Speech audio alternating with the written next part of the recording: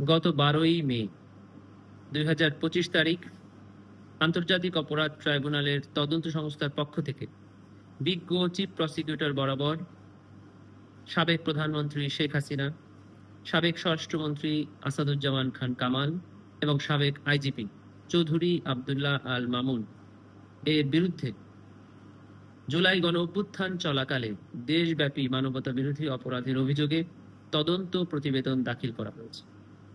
বিজ্ঞ chief prosecutor উক্ত তদন্ত প্রতিবেদন গ্রহণ করেছিলেন। তদন্ত প্রতিবেদনের সাথে সাক্ষীর জবানবন্দি, ডকুমেন্টারি এভিডেন্স দাখিল করা হয়েছে। বিজ্ঞ চিফ প্রসিকিউটর তদন্ত প্রতিবেদন, সাক্ষীর জবানবন্দি এবং অন্যান্য ডকুমেন্টারি এভিডেন্স পর্যালোচনা করে ফরমাল চার্জ প্রস্তুত করেছে। আগামীকালকে অর্থাৎ 1 জুন 2025 তারিখ বিজ্ঞ চিফ প্রসিকিউটর আন্তর্জাতিক অপরাধ ট্রাইব্যুনালে শেখ হাসিনা, আসাদুজ্জামান খান কামাল এবং চৌধুরী আবদুল্লাহ আল মামুনের বিরুদ্ধে ফরমাল চার্জ অর্থাৎ আনুষ্ঠানিক অভিযোগ দাখিল করবেন।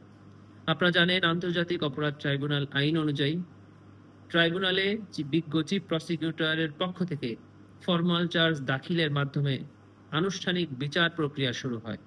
বিজ্ঞ চিফ প্রসিকিউটরের পক্ষ থেকে আগামীকালকে আন্তর্জাতিক অপরাধ ট্রাইব্যুনালে সাবেক প্রধানমন্ত্রী শেখ হাসিনা সহ অন্যান্য আসামিদের বিরুদ্ধে যে ফরমাল চার্জটি দাখিল করা হবে, উক্ত ফরমাল চার্জের উপর শুনানির প্রসিডিংসটি যেন সরাসরি সম্প্রচার করা হয়, তার প্রেক্ষিতে আমরা আন্তর্জাতিক অপরাধ ট্রাইব্যুনাল আইন 1973-এর 9 এ ধারা মোতাবেক ট্রাইব্যুনাল বরাবর আবেদন করব।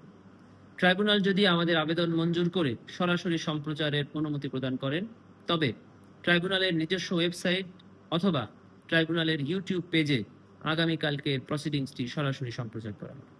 বাংলাদেশ টেলিভিশনের পক্ষ থেকেও আগামীকালকের প্রসিডিংসটি সরাসরি সম্প্রচার করা হবে। আমরা প্রসিকিউশনের পক্ষ থেকে মনে করি যে কোনো আদালতের বিচার কার্যক্রমের এই সরাসরি সম্প্রচার বাংলাদেশের ইতিহাসে এটি প্রথম এবং এটি পৃথিবীর ইতিহাসে একটি মাইলস্টোন হয়ে থাকবে।